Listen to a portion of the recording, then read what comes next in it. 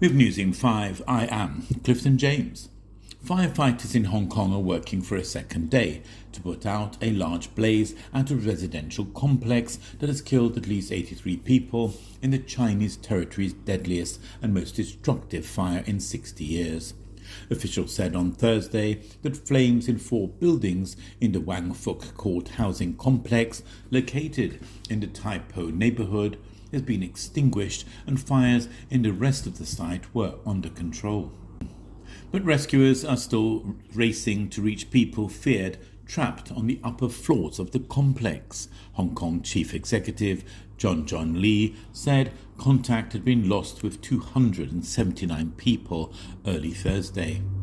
Resident Lawrence Lee said he still had not heard from his wife, who he believes is trapped in their apartment. More than 70 people have been injured, according to the hospital authority, many suffering from burns and smoke inhalation. 2 unarmed men surrendering to Israeli troops with their hands in the air are shot in the back multiple times in killings described as executions in cold blood by Palestinian authorities. More than 32,000 Palestinians have been displaced by an ongoing Israeli attack on the northern refugee camp in the occupied West Bank, the UN Agency for Palestinian Refugees, UNRWA, says. The Israeli military, police and internal security services say a broad counter-terrorism operation has been launched in the northern West Bank after they received intelligence about attempts to establish terrorist strongholds.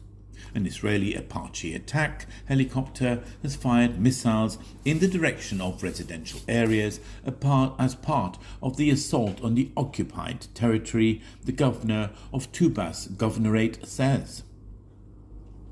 Across the United States, November is synonymous with preparations for Thanksgiving.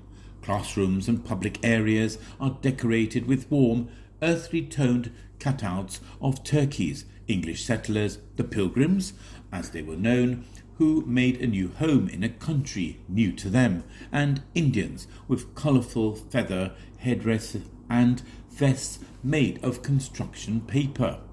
Family come together from all over the country for a feast and some arguments. America's pop culture dominance has meant that songs and movies have introduced these cultural staples to the rest of the world, even among those who don't celebrate Thanksgiving or fully understand it.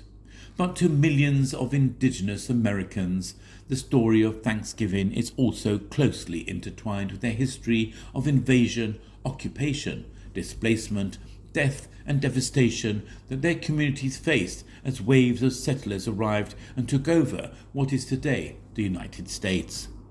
In 1863, a proclamation by President Abraham Lincoln turned the last Thursday of every November into a national holiday for Thanksgiving.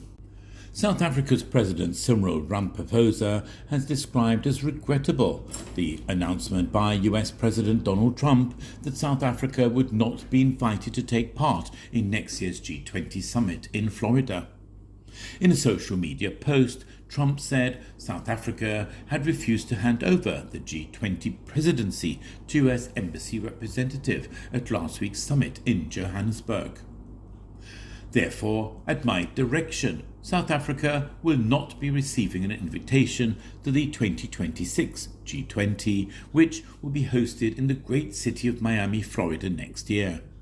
Members of the G20, a gathering of the world's biggest economies, do not need an invite, but can possibly be barred through visa restrictions. Trump boycotted the summit because of a widely discredited claim that South Africa's white minority is the victim of large-scale killings and land grabs. Ramaphosa said in a statement that the US had been expected to participate in the G20 meetings, but unfortunately it elected not to attend the G20 Leaders Summit in Johannesburg out of its own volition. He, however, noted that some US businesses and civil society entities were present. You're up to date with News in 5. I am Clifton James.